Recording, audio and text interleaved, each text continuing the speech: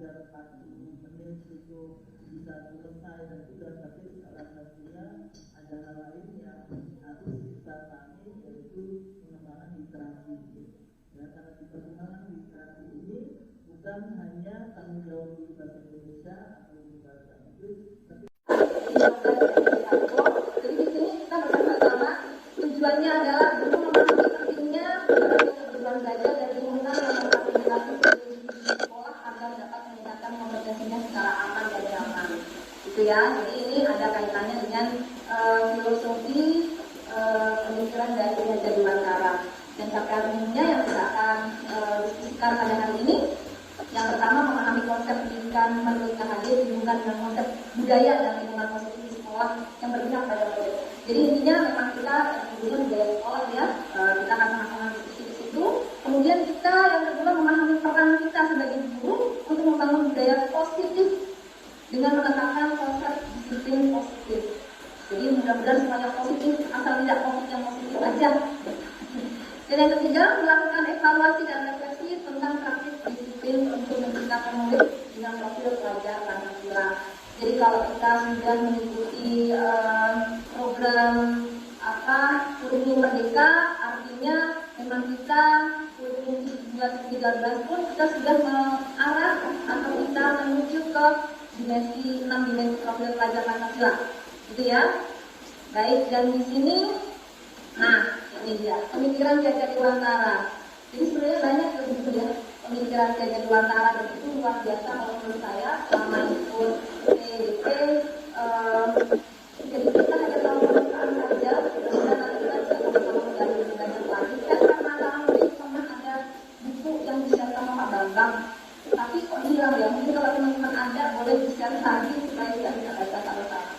Jadi di sini pemikiran Hadir menjelaskan bahwa tujuan pendidikan adalah menuntun segala kodrat yang ada pada anak-anak agar mereka dapat mencapai keselamatan dan kebahagiaan yang sesungguhnya baik sebagai manusia maupun sebagai anggota masyarakat.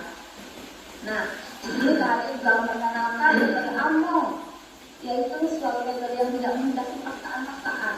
Jadi kita tidak boleh memaksa anak-anak, dan melainkan memberi tuntunan bagi hidup anak-anak agar dapat berkembang dengan hidup dan semangat baik lahir maupun batin. Jadi seperti kita itu seperti petani yang akan menanam padi. Jadi intinya adalah kita menyiapkan lingkungan yang baik supaya padi bisa tumbuh dengan baik. Walaupun mungkin bibitnya bibit padi kan mungkin ada yang berbeda-beda ya, ada yang sosok, ada yang baik sekali super, ada yang kurang. Tapi kalau kita sudah memaksimalkan lingkungan belajar, mudah-mudahan mereka optimal.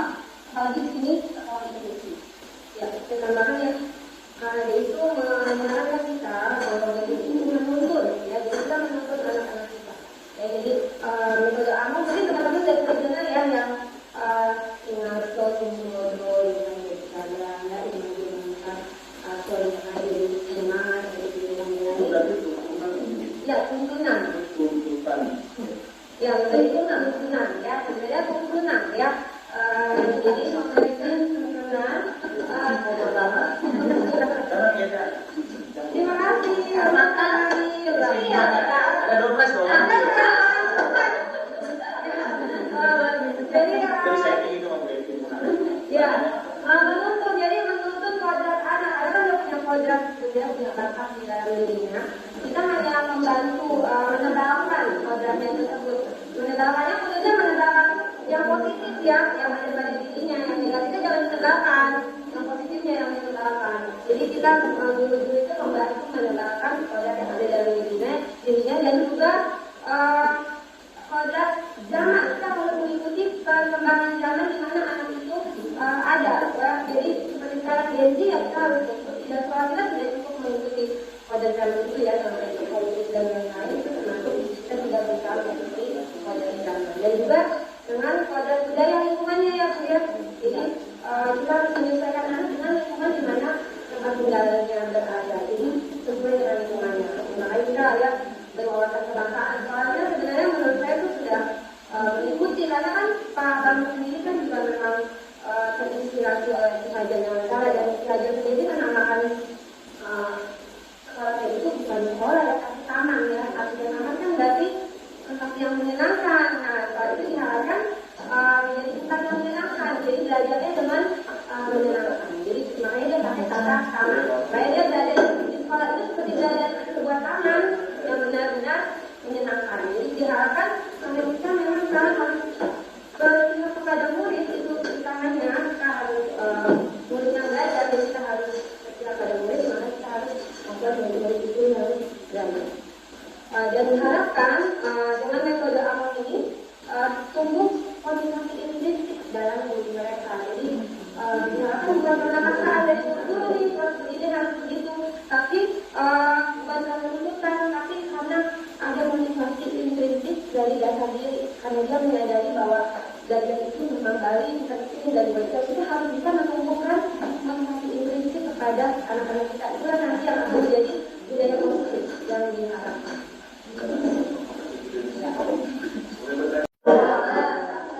Nanti di slide berikutnya. Teman-teman kelihatan ya bacaannya ya. Ya. Aku yang dari Baik. Nah, berkaitan dengan budaya positif tadi, ini ada pertanyaan nih buat teman-teman. Yang kita pikirkan bagi teman-teman.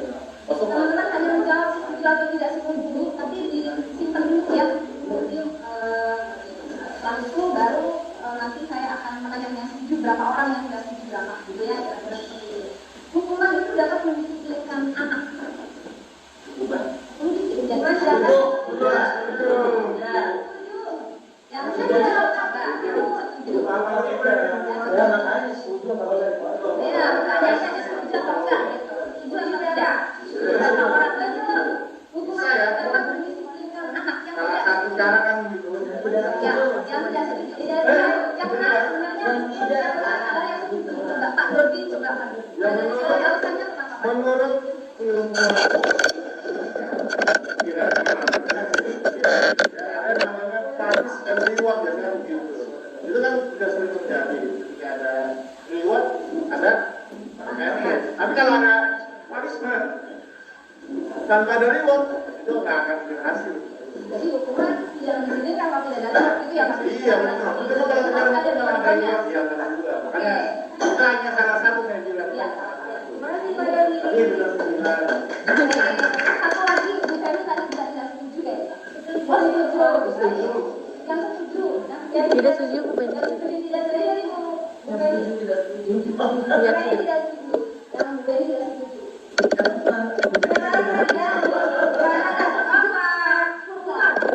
Iya, ada pola alamiah. Intinya anakku sesuai perkembangan zaman. Saya contoh, karena saya perkembangan zaman seperti guru ngaji. Guru ngaji itu sudah selesai. Iya.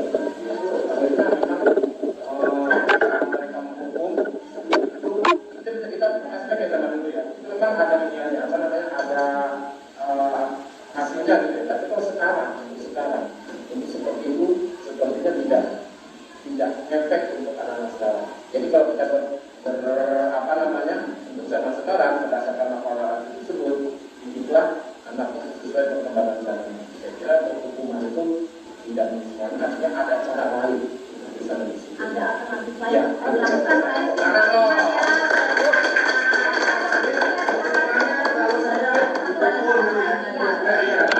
kita sebenarnya laporan artikel kalau sampai hukumannya jauh itu contoh. Oke, terima kasih. Saya Saya setuju satu soal tadi kan secara hukum kita ya lakukan ya.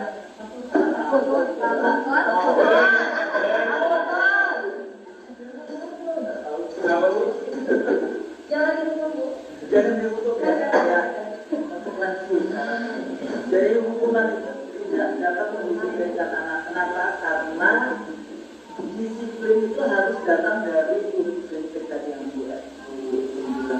Kalau sekedar hanya hukuman saja, dia tidak akan timbul disiplin yang prinsip. Yang timbul hukuman disiplinnya hanya karena hukuman saja. Artinya kalau tenang, kalau enggak ya betul saja. Itu. Jadi lebih ke tuntutan aja bareng-bareng berikutnya. di slide yang berikutnya. Nah, baik. Yang kedua, pemberian hukuman dengan hal positif seperti membaca atau membersihkan halaman sekolah dapat meningkatkan disiplin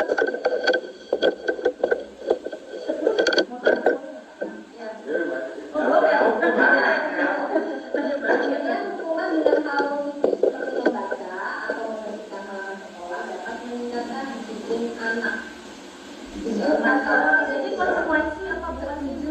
Hukuman ada ukuran dong, beda ya. Jadi berapa orang yang setuju? Boleh angkat tangan? Yang setuju? Pemberian hukuman yang positif seperti membaca atau membersihkan halaman sekolah dapat meningkatkan disiplin anak. Hukumannya positif. Hukumannya positif. Bisa. Kalau bisa, Setuju. Jelas. oke. Setuju, tapi saya setuju soalnya. Saya setuju, tapi aku setuju.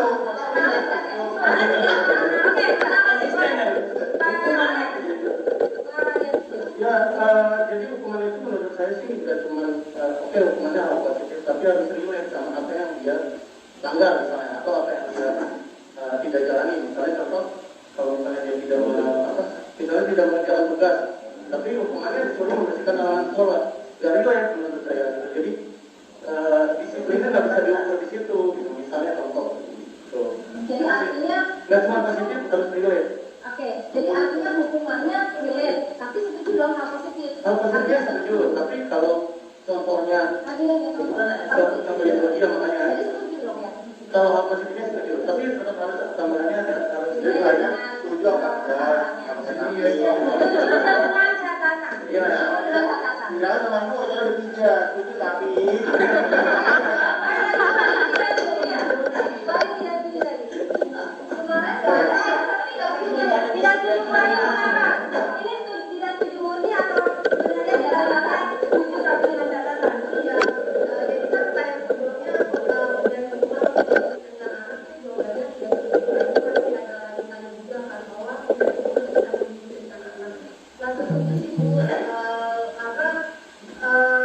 kalau saya rasa dengan cara mengendalikan lingkungan juga belum tentu pasti anak itu bisa aware dengan apa yang dia lakukan dan atas kesalahannya ya. Dan juga dengan cara mengendalikan lingkungan, kadang kita juga suka melupakan bahwa apakah hukuman yang kita berikan itu pas dengan kesalahan yang anak itu terbuat gitu kan.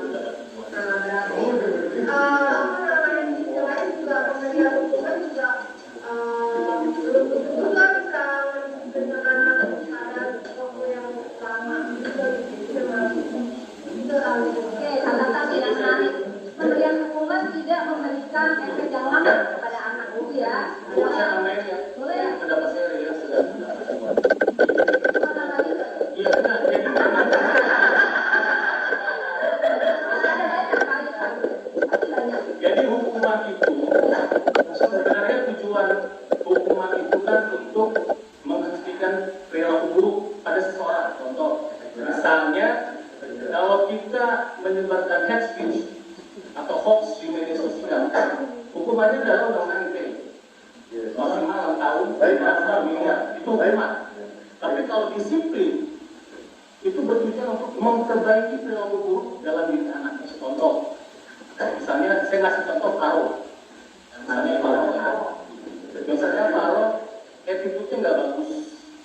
Kita memberikan dia disiplin untuk mengubah perilaku buruknya dia. Kalau Pak Profesor memberikan contoh, Paro itu secara spontan itu ngomongnya kotor atau kasar itu spontan Bu. Saya nggak tahu. Karena Paro sering kamu nanti coba astagfirullahaladzim kalau misalnya dia lagi kesal atau Masya Allah subhanallah itu kan salah satu disiplin tapi bukan hukuman. Baik, baik Pak Ivan. Terima kasih. Ini saja tambahan hukuman ya, walaupun bentuknya positif. Jadi ini ada kata disiplin. Nanti kita akan bahas apa sih disiplin itu, gitu ya. Nah, selanjutnya terakhir, memberikan penghargaan dapat meningkatkan motivasi belajar anak.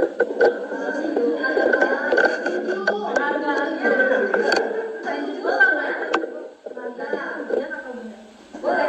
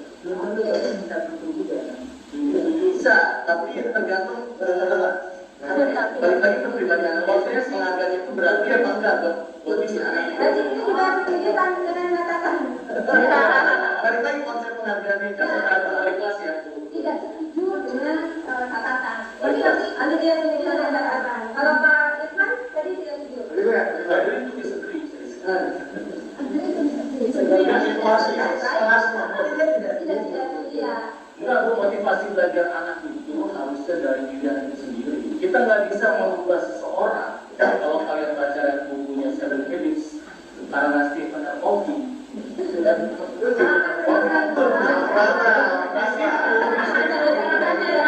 seseorang karakter bawah lahir yang dibentuk dalam keluarga, kemudian keluarga itu kan proses internalisasi perilaku pertama sebelum dia bersosialisasi dengan lingkungan. Karakter bawaan itu agak susah untuk diubah, kecuali dalam diri dia sendiri. Jadi artinya otomatis kita memberikan apresiasi kepada anak, penghargaan, ya, atau penghargaan. Kalau dalam diri anak itu tidak mau berubah, saya pikir nggak akan, maksudnya masukin anak mau berubah. tidak akan lama. Nggak akan lama, jadi saling antara penghargaan masih terjalan. Ini sebenarnya hampir sama ya Pak. Ya, tapi bisa Ya. Tapi saya setuju dengan sadar juga. Oke Pak, ya.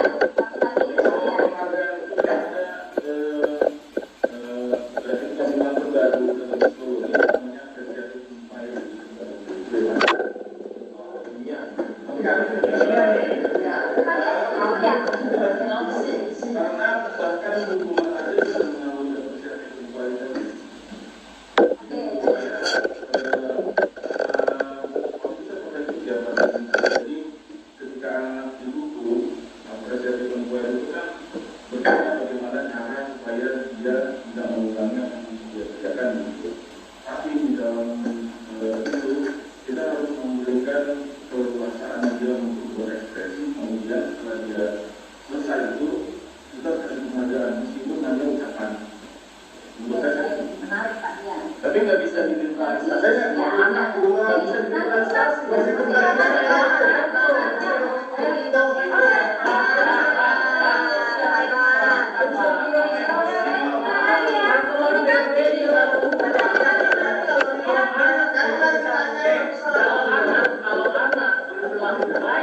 Kalau anak berlaku baik, sopan dan santun kepada ibu dan anak, berarti keluarga yang dididik dengan baik. Oke, tepuk tangan ya.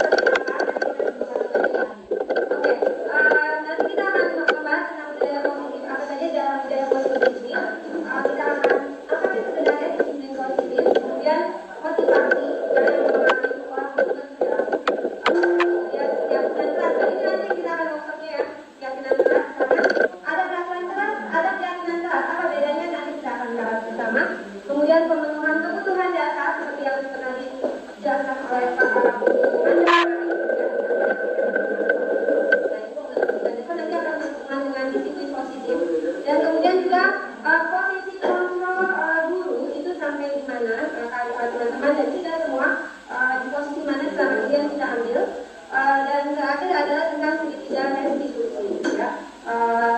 Kita akan bahas itu nanti.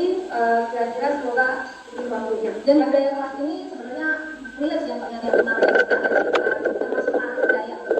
Ada semua ya, kebetulan banget sih. Semuanya ya sama, semuanya dari besar ya. Baik, kita lanjut. Nah ini, baik dari disiplin itu sendiri. Kita tadi sudah membicarakan dengan bahasa disiplin gitu ya. Sebenarnya ini berasal dari bahasa Latin disiplina yang artinya belajar. Jadi disiplin diri membuat orang menggali potensinya menuju sebuah tujuan apa yang dia hargai. Jadi artinya mereka disiplin itu belajar untuk menggali potensinya menuju sebuah tujuan yang apa yang dia hargai. Namun dalam budaya kita, mana kata disiplin berubah, betul ya? Jadi berubah menjadi sesuatu yang dilakukan seseorang pada orang lain untuk mendapatkan kepatuhan. Lebih ke situ kan, ketidaknyamanan. Jadi kecenderungan umum adalah menghubungkan kata disiplin dengan ketidaknyamanan, bukan dengan apa yang kita hargai atau mencapai suatu tujuan mulia. Tujuan mulianya apa? Nanti kita lanjut lagi. Di situ ada, nah jadi disiplin positif. Kata-kata disiplin ini mindset kita bukan hanya karena bukan yang selama ini kita pakai ya, tapi belajar. Tapi di sini ada disiplin positif yang berasal dari diri sendiri karena rasa tanggung jawab yang muncul dari dalam diri untuk melaksanakan tindakan sesuai hati nurani tanpa paksaan. Lagi-lagi tanpa paksaan atau karena ingin dihargai oleh orang lain. Disiplin diri yang mengacu pada belajar kontrol diri dengan menggali potensi diri agar tercapai tujuan mulia, yaitu menjadi seseorang yang kita inginkan berdasarkan nilai yang kita hargai. Dan ini yang akan kita harapkan.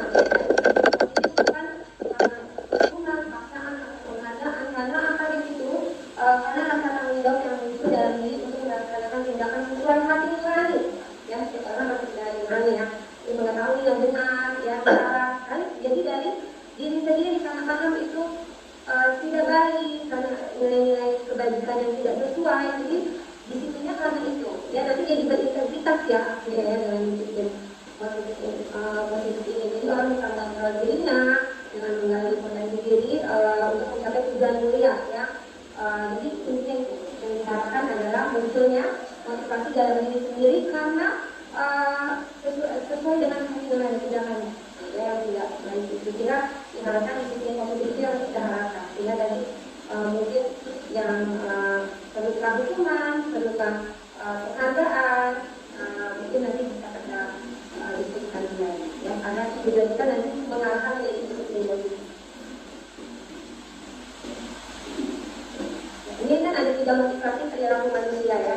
Manusia itu melakukan sesuatu karena ada yang untuk menghindari ketidaknyamanan atau hukuman, ada yang mendapatkan imbalan atau dari orang lain, hadiah yang membutuhkan dan penghargaan. Kemudian ada untuk menghargai diri sendiri dengan nilai-nilai kebajikan yang kita percayai. Nah, kita nanti menujunya ke yang mana itu kalau disiplin positif? Kita harapkan yang mana? Yang ketiga ya, menghargai diri sendiri dan dari siswa kita. Nah, untuk sementara saya mau tanya kira-kira siswa kita sudah sampai di tahap mana nih motivasi perilakunya? Apakah 1, 2 atau 3? Lebih banyak yang mana? Bervariasi. Bervariasi, tapi di dominannya di mana?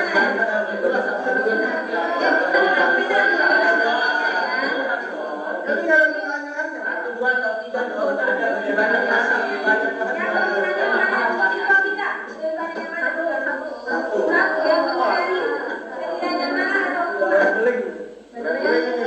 Bapak Ibu, yang nomor 1 menjadi ketidaknyamanan atau hukuman, dan yang nomor 2 ini termasuk motivasi ekstrim eksplisit. Yang terakhir ini motivasi dari dalam seperti yang tadi Benny sampaikan. Kalau motivasi eksplisit artinya kan kalau tidak melakukan ini saya akan hukum. Jadi bukan karena tanggung jawab sendiri, gitu ya. Kalau saya melakukan ini saya mendapatkan penghargaan, itu pasti ada alasan lain, gitu. Tapi kalau yang ini karena menghargai diri sendiri, jadi saya terima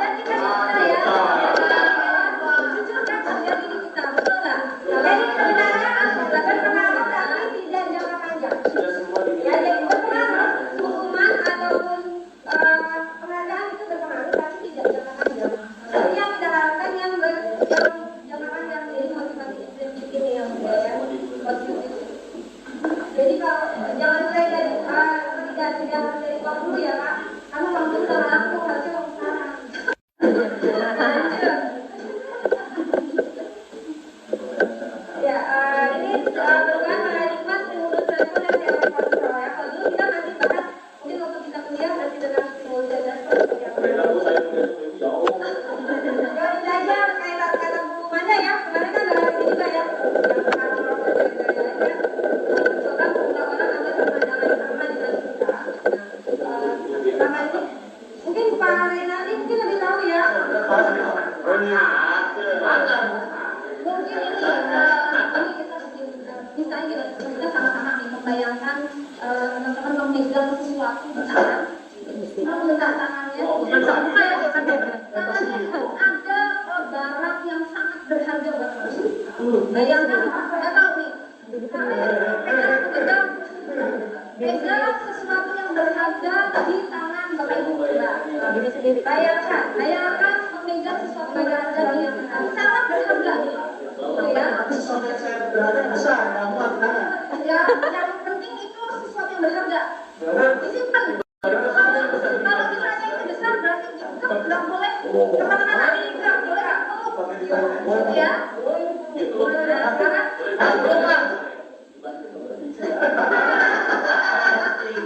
Kalau Pak Irfan sudah mendengar belum? Barangnya berharga.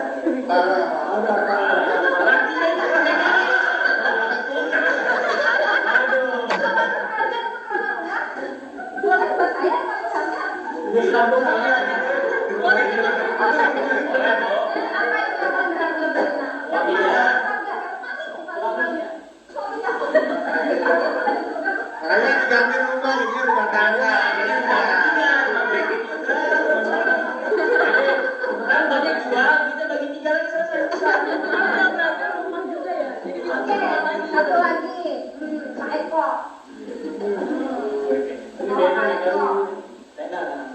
Nggak akan saya dikasih sama sekali. Nah,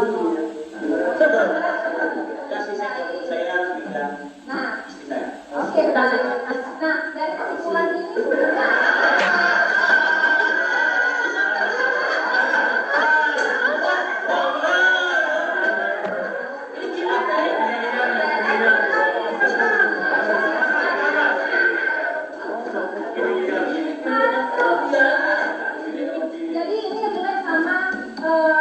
teori kontrol, teori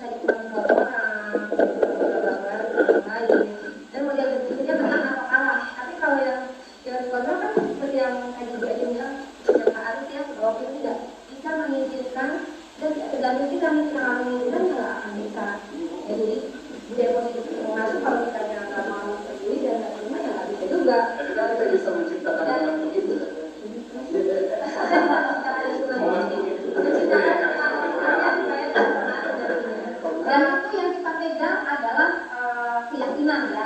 Artinya ketika keyakinan Pak Eko tidak mau ibu ya, istrinya kemudian. Nah itu yang paling benar, nggak mau organisasi. Nah ini loh yang mau kita ambil. Nanti yang mau tahu tetap bisa.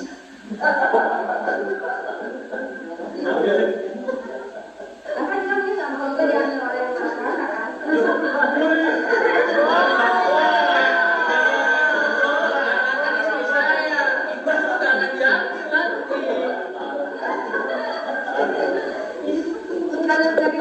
Oke, jadi kalau di Jawa Tengah dia berpikir menang win-win solution ya.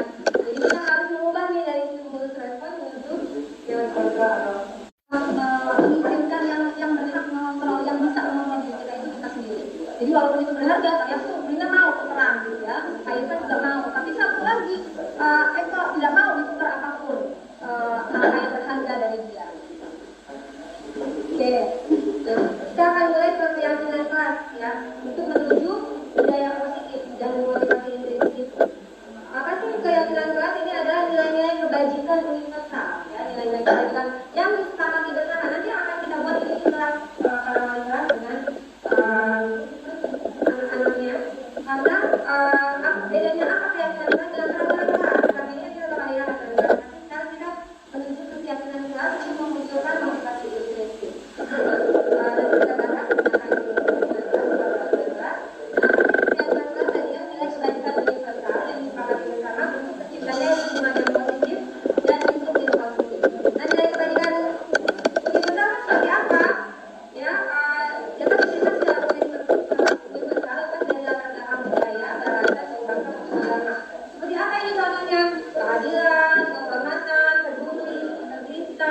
Kejujuran, pelayanan, keamanan, kesabaran, tanggung jawab, mandiri, berprinsip, keselamatan, kesehatan, dan banyak lagi. Kalau kemarin kita dapat yang dari Pak Arif Rahman 14 ya, apa 13? Nah itu juga masuk ya, dengan kebajikan universal ya, dan termasuk dalam dimensi Pancasila. Apa Pak Irfan dalam dimensi Pancasila? Yang pertama, beriman dan bertakwa kepada Tuhan.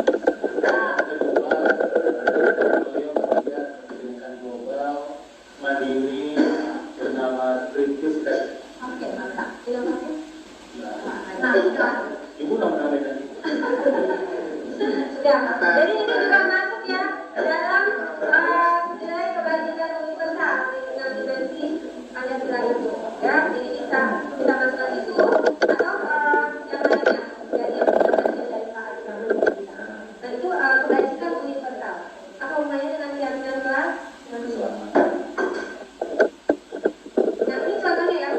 Dan keyakinan kelas bedanya. Ini peraturan, kembalikan barang ke tempatnya, peraturan. Nah, keyakinan kelas itu nilai kebajikannya. Dari nilai kebajikan kembalikan barang ke tempatnya itu nilai kebajikannya apa? Bertanggung jawab. Ya, bisa paham ya bedanya ya, teman-teman. Bedanya peraturan kelas dengan keyakinan kelas.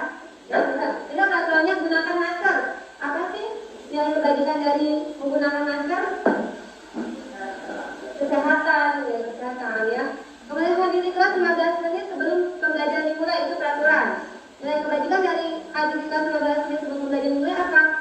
Menghormati orang lain, komitmen atau disiplin, ya.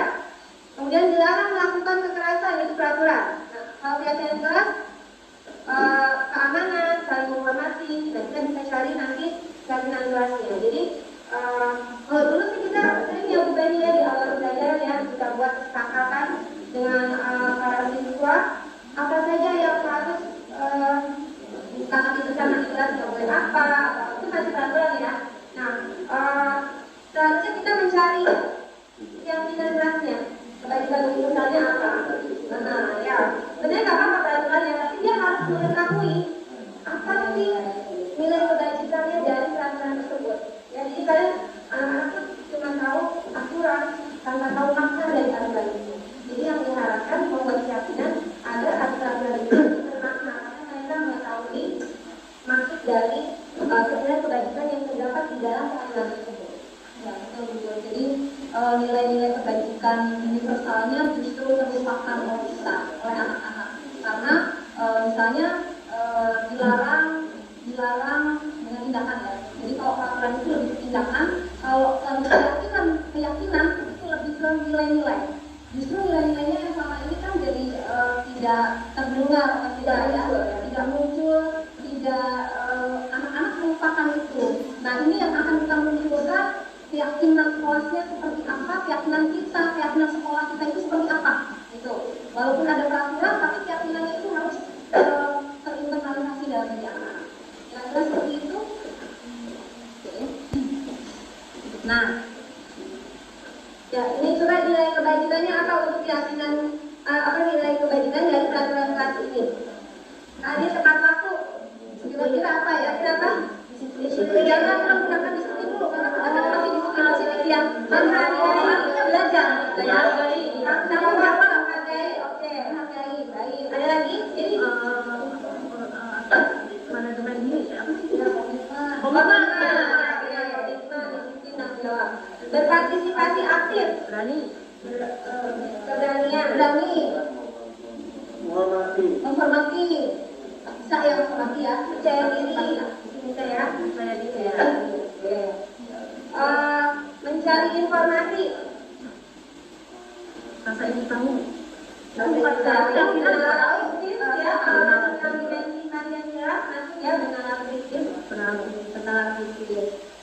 bersikap ramah,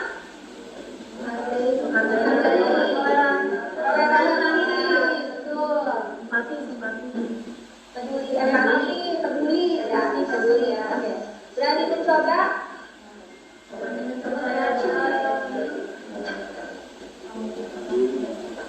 berani saya tadi mandiri,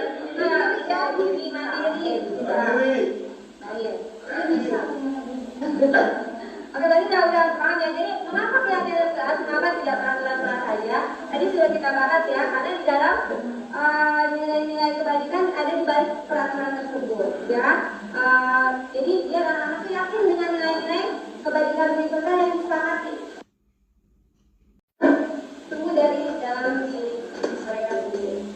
Kita paham ya, nanti kita akan mencoba bentuk keyakinan. Kalau kita akan coba nanti selanjutnya Bu. Mulai ya Bu ini.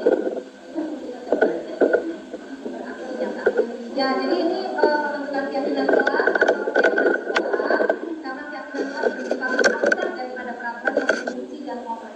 Tadi peraturan itu disidangkan dan konkret ya, dan kalau keyakinan itu abstrak, nilai-nilai yang kita yakini dan kita pahami bersama dari kesepakatan kelas. Jadi di yang kedua, keyakinan kelas berupa pernyataan-pernyataan universal.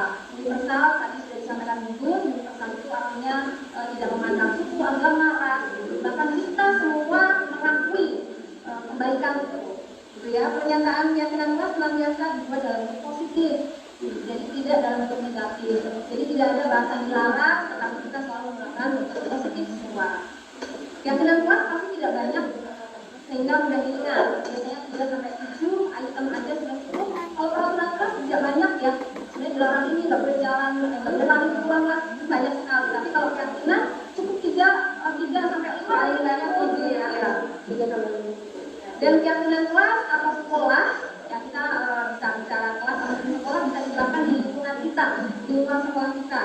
Semua warga kelas hendaknya ikut berkontribusi dalam pembuatan keyakinan kelas lewat pendapat. Dan ini mudah-mudahan besok di hari Senin waktunya akan diberikan di lebih panjang untuk membuat ini di kelas masing-masing. Mudah-mudahan kita bisa membangun lingkungan dulu yang baik. Kemudian bersedia meninjau kembali keyakinan kelas dan kampus. Ya, jadi keyakinan kelas itu hasil namanya bisa aja kemudian tiba-tiba ada hal yang harus diperbaiki. Nah, apalagi keyakinan kelas yang harus kita jadi harus kita ya bisa ditinjau ulang. Apa sih keyakinan kelas yang paling penting ya di ini contoh keyakinan kelas ya. Tiap anggota kelas perlu belajar. Ini mungkin kalau anak SD belajar pakai Indonesia ya. Tiap anggota kelas perlu senang. Jadi keyakinan kelasnya belajar senang. Tiap anggota kelas belajarnya kan. Bapak Ibu senang nggak? Harapan Ibu. Senang apa? Ya, perlu saling menghargai, perlu saling sama. Jadi ini keyakinan kelasnya ini biasanya kalau anak-anak ibadahnya masih kayak gini ya. Lalu bersikap positif ini udah mulai ada ini ya. Mungkin bersikap positif dan kan dia bisa turunannya lebih banyak kan positif kan. Kemudian ternyata menjadi diri terbaik. Kemudian percaya dan menghormati orang lain secara miliknya, berkomitmen terhadap setiap tugas dan yang biasa membantu. Ini lebih tinggi lagi tingkatannya. Mungkin kalau anak kita bisa siap dengan lebih baik lagi. Selanjutnya contoh yang lain mungkin yang bisa. Nah ini ya, misalnya dia hormat, nah dia jelaskan lagi. Kami meyakini bahwa sangat penting untuk menghormati semua orang dan darah milik orang lain. Dan ikhlas yang nanti tergantung nih Bapak Ibu nanti buatnya seperti bekerja. Kami meyakini bahwa sangat penting untuk mengerjakan segala pekerjaan atau mengikuti kegiatan yang berat. Jadi dia sudah siap dengan bekerja dan mengenali dan bukan dalam katakan ya soal ini ya. Diterima dan dimiliki.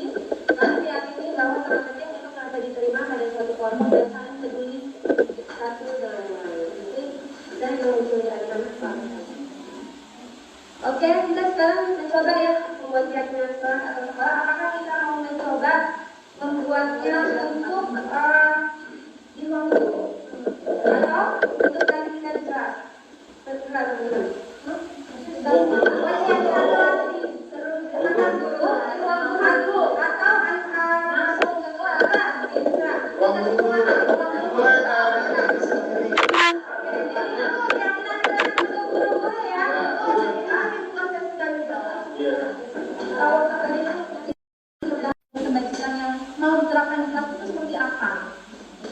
Nanti kita akan lanjut ke ini ya, kelasnya. Ya, ini contohnya ya, misalnya berjalan di kelas, dia kan bilang nggak boleh berjalan di kelas, itu kan dia buatnya peraturan kelas ya, nggak apa-apa diterima, ya nggak apa-apa.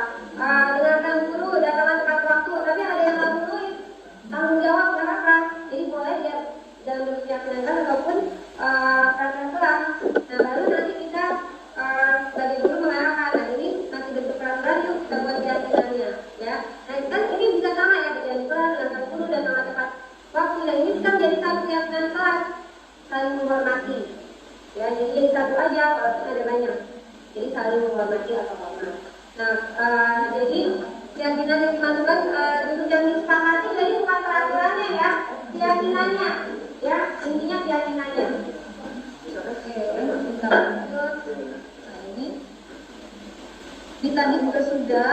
Jadi keyakinan kelas itu kira-kira bisa 3 sampai 7, jadi tidak terlalu banyak supaya anak-anak mengingat. Jadi intinya adalah keyakinan itu supaya anak-anak mengingat terus, bukan peraturan yang kita ingat, bukan peraturan semata-mata peraturan yang diingat gitu ya. Nanti larinya ke larinya ke motivasi ekstrinsik gitu ya. Larinya ke ekstrinsik ya. Gitu. Jadi kita lagi ke keyakinannya. Jadi agak berubah ya keyakinannya ya teman-teman. Jadi kita keyakinan, jadi tanggung jawabnya harusnya bahwa peraturannya harus menjadi anak yang menjadi orang yang bertanggung jawab. Jadi kan tanggung jawab ya, bukan menggantikan barang.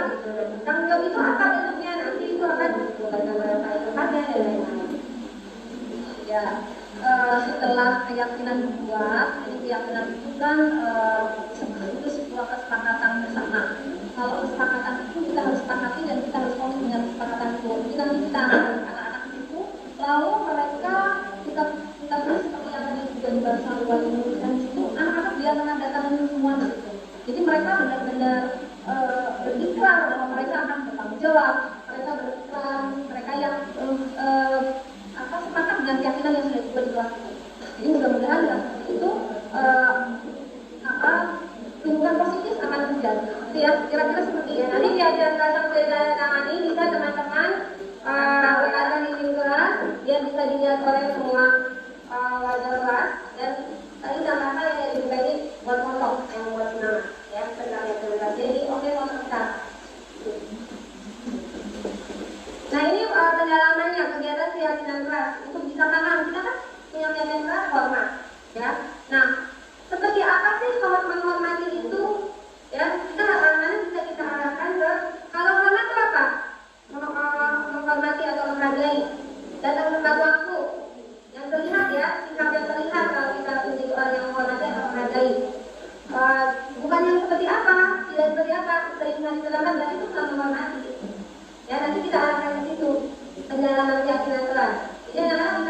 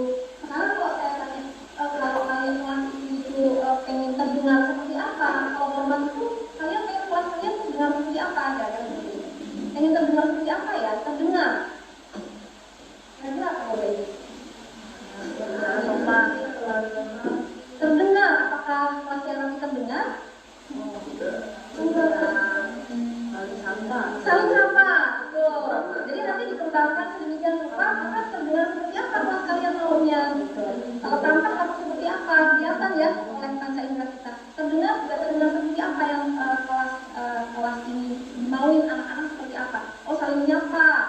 Perilakunya seperti apa kalau menghadapi? Nah, jadi kita harus pilihkan itu. Ada yang tidak terpenuhi. Berarti kita harus cari. Kita jangan melibatkannya, kita refleksi dulu, ya, kita tanyakan sebagai guru, kemudian ternyata dia ada kebutuhan kekuasaan, akuinya itu nggak ada. Jadi kita, oh dia harus ikut ekskul, dia coba ikutin lomba dan lain-lain, ya, supaya dia, iya benar. Jadi kita harus kayak tadi Pak Re ya, seperti itu ya Pak Re. Nanti kamu nih sama Pak Re. Nanti aku mau Pak Re kasih kuesioner nih ke anak-anak. Nanti kita lihat, aku ada kuesionernya gitu kan. Nanti kita lihat setiap anak itu kebutuhan dasarnya apa yang paling banyak yang mereka butuhkan. Iya, jadi kalau kebutuhan dasar, ya. Tapi kalau di kita mungkin kebutuhan bertahan itu karena fisiologis enggak ya, karena kan ada pangan-pangan keamanan mungkin sudah lewat, mungkin yang kebutuhan dasar itu ya. Nah ini ada seorang yang tidak merasa diterima oleh teman-temannya. Kebutuhan akan kasih sayangnya nggak terpenuhi, kan kita ada lihat ya, anak yang mungkin memiliki hanya satu teman dan memisahkan diri. Ada nggak? Kita nggak ada ya. Memiliki ada, mungkin ada kebutuhan cinta dan kasih sayang yang tidak terpenuhi itu. Ya ada yang bilang, nah, kita bisa membangun hubungan, membangun kepercayaan dengan anak ini, ya, mengajak dia. Nah kita harus lihat ya, ada kebutuhan dasar yang tidak terpenuhi itu. Nanti kita tolong pakai untuk kuesionernya sudah dibagikan. Ya kita bisa lihat analisis kebutuhan dasar anak-anak kita tuh yang paling dominan yang mana yang harus terpenuhi. Ya di kasus kita kan memang ada ya anak-anak yang suka cari perhatian gitu ya, menjawab asal jawab atau sebenarnya dia butuh apa itu? Butuh pengakuan. Sebenarnya ada kebutuhan dasar yang harus kita lihat di situ. Kayak ini betul. Nah ya contohnya ini contoh kasus ya. Tahun ini Dimas genap berusia 17 tahun. Dia senang sekali ketika ayahnya mulai mengajarkan cara menyetir mobil. Setiap akhir pekan dia berlatih menyetir. Dia terlihat senang sekali saat berlatih, sampai akhirnya bisa menyetir mobil dengan baik dan lancar. Ketika ibunya bertanya pada Dimas apa yang membuatnya dia ingin bisa menyetir mobil, ketika jawaban Dimas adalah ini jawabannya ya, kebutuhan apa yang dipenuhi. Jadi jawaban, jadi bukan berarti kita pasti oh dia bukan ini, belum enggak tergantung jawabannya. Jadi ibu bapak ketika melihat kebutuhan dasar seorang anak itu yang kurang gimana, ketika dia butuh perhatian, kita bisa refleksi dia, mengajak dia untuk berefleksi diri. Jadi tergantung jawabannya, belum tentu yang kita anggap seperti itu, tapi tergantung jawabannya. Misalnya menyetir mobil itu seru, berarti kebutuhan dasar apa dia yang muncul? Ketenangan. Kalau dia jawabnya, dia bisa jalan-jalan naik mobil sama teman-temanku, kebutuhan dasarnya bukan ketenangan ya, tapi cinta dan kasih sayang, karena dia butuh bareng-bareng teman, ya. Nah kalau aku merasa bangga dan keren itu kebutuhan apa? Penguasaan ya, diakui penguasaan ya. Aku senang bisa pergi ke tempat-tempat yang aku suka. Kesenangan kan ini kebebasan, ya. Nah aku senang bisa pergi ke tempat yang kebetulan kebebasan. Jadi kita lihat anak-anak kita yang mungkin belajar sama kita malas-malasan, dia kebutuhan apa? Jadi kebutuhan kesenangannya mungkin kurang, mungkin kita harus membuat belajar itu menyenangkan. Jadi kita lihat dulu, tergantung kita harus bisa anak-anak itu berefleksi dulu, kita menjalankan dulu ya. Nah ini sekarang gini, nanti ada kita ke YouTube lagi. Ini ada 5 posisi kontrol buruk nih. Berarti selama ini kita sebagai guru juga memiliki 5 posisi kontrol. Nanti kita refleksi ya, masing-masing kita merefleksikan diri sebagai apa. Ini menurut dokter yang biasa, sebetulnya ada 5 posisi kontrol yang sebagai penghitung, membuat rasa bersalah, teman, pemantau, dan manajer.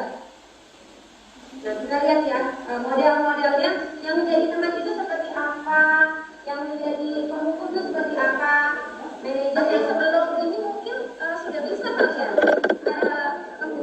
Oh ya, biasanya teman-teman berada di bagian mana nih? Apakah selama ini posisi kontrol sebagai gurunya, sebagai penghukum, membuat rasa bersalah, teman, pemantau, atau manajer? Nah,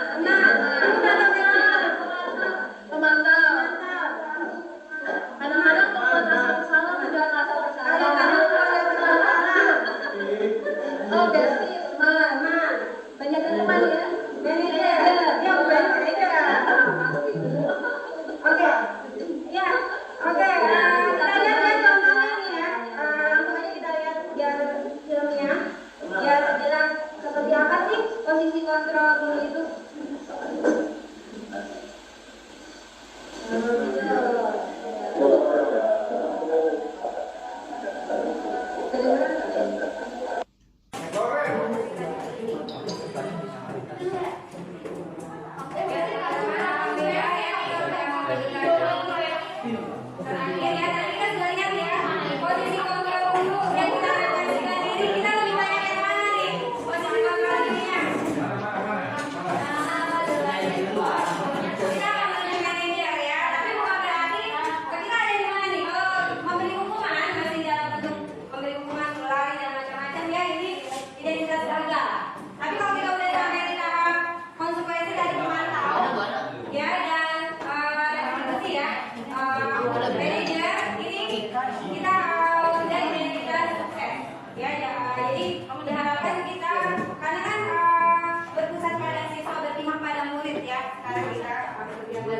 Dan jangan sampai menimbulkan dendam. Yang terjadi kalau kita beri hukuman, yang terjadi adalah rasa dendam tadi.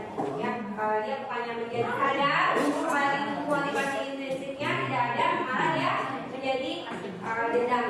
Kalau kita tidak tujuan, ya tujuannya tidak tercapai. Ya, dan penghargaan juga tadi ya.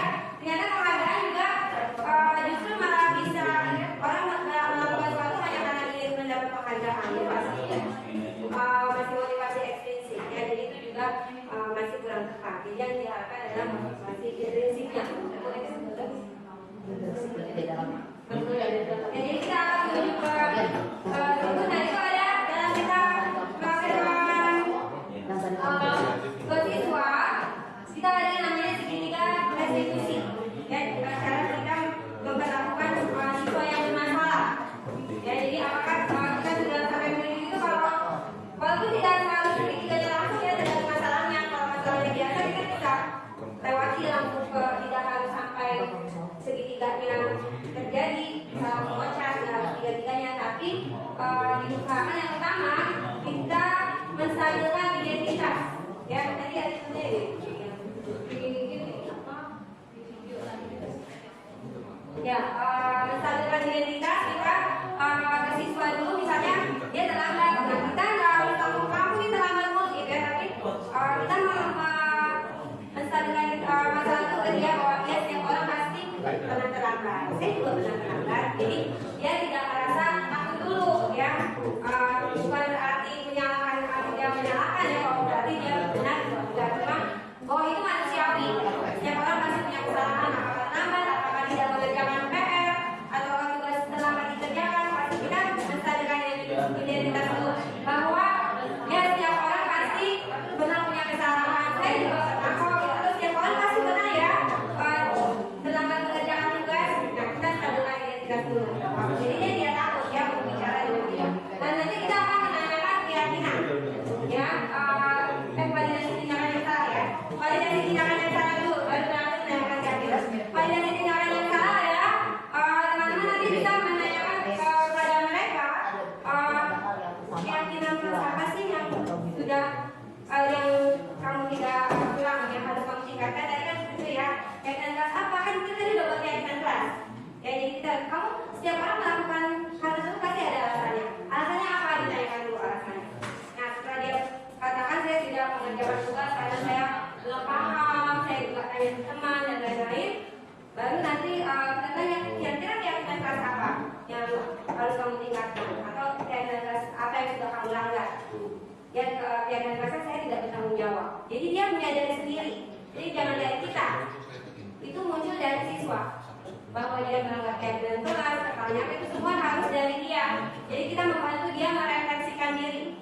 Jadi jangan kita, kamu ini nggak tanggung jawab, kamu nggak disiplin, enggak. Dia yang harus menyadari sendiri. Jadi kita harus tanya.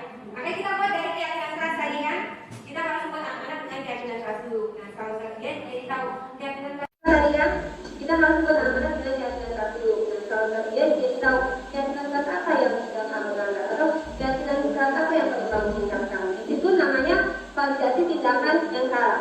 Pelajar menyadari kesalahannya, dia harus menyadari sendiri ya kesalahannya. Kenapa kamu tahu nggak kenapa dipanggil, kenapa itu validasi tindakan salah. Lalu terakhir kita menanyakan keyakinan kelas tadi ya. Nah, setelah menanyakan keyakinan kelas, kita baru ke mengajak dia berefleksi apa yang harus saya lakukan.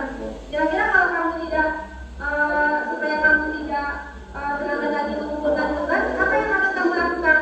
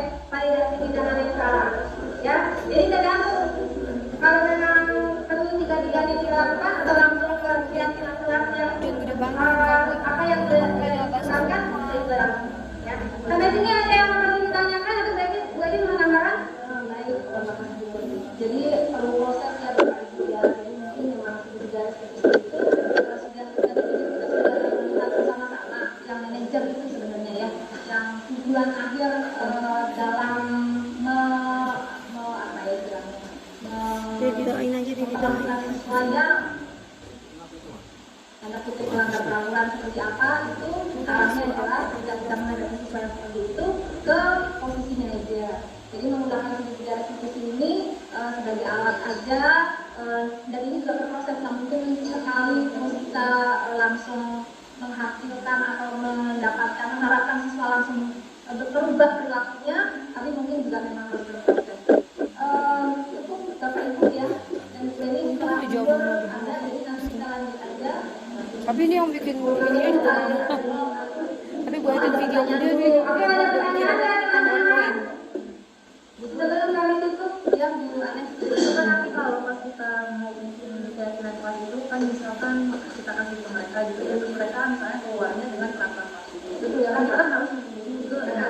Nah mereka itu tahu nggak ya nilai itu tuh ada apa aja sih, kan kayak tadi aja ternyata menghargai itu, menghormati itu sama ya gitu. Terus dan yang kita pikir peraturan kelas itu ternyata bukan kita gitu kan. Nah sebenarnya kita tuh gimana kita kasih tahu nggak, ini ada nilai ini loh. Sekarang kita ada berbagai nilai kan yang kita dalam dimensi kalau kita jaga nilai itu juga kan ada apa sih, kita boleh dulu aja 13 nilai dalam kita analisa ya. Nanti kita bisa bagi juga kita ada usia itu memang banyak sekali, dan kita akui memang baik, jadi kita yakini oleh semua orang. Jadi yang penting di kelas itu yang dibutuhkan kan nggak semuanya ya. Ada yang paling penting di kelas itu. Nah kan keyakinan kelas itu juga bisa berubah. Ya, misalnya ada beberapa kelalaian itu ya kita akan keyakinan kelas apa sih yang sudah dilanggar itu. Jadi yang keyakinan kelas. Makanya tadi kita berhubungan ya semuanya, kita mulainya dari keyakinan kelas, nanti menuju ke posisi kontrol sampai ke kesadaran diskusi. Tapi yang juga sampai ke tadi ya, hubungan dasar manusia ya, itu juga harus kita ingat.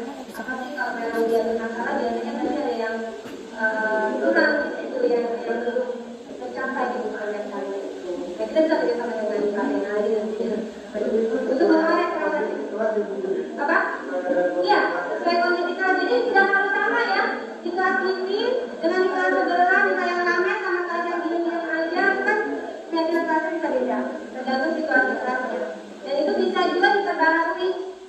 Tidak harus nggak perlu panjang-panjang sih, antara 3 sampai 7 kali banyak. Tapi yang berangkat sih keyakinannya ya, nilai kebaikannya yang harus kita ingatkan ke mereka. Seperti apa sih untuk mewujudkan nilai-nilai kebaikan? Ada lagi Bapak Ibu? Ya, baik, terima kasih. Mungkin masih banyak beberapa dari kami.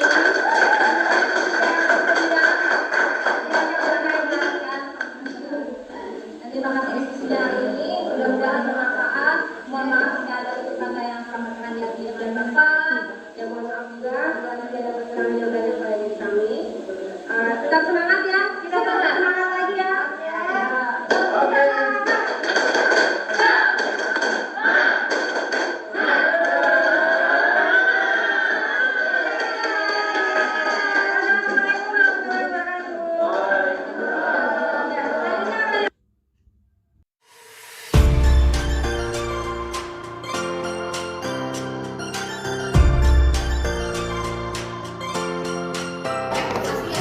Tadi kalau gotong royong bagaimana Feza?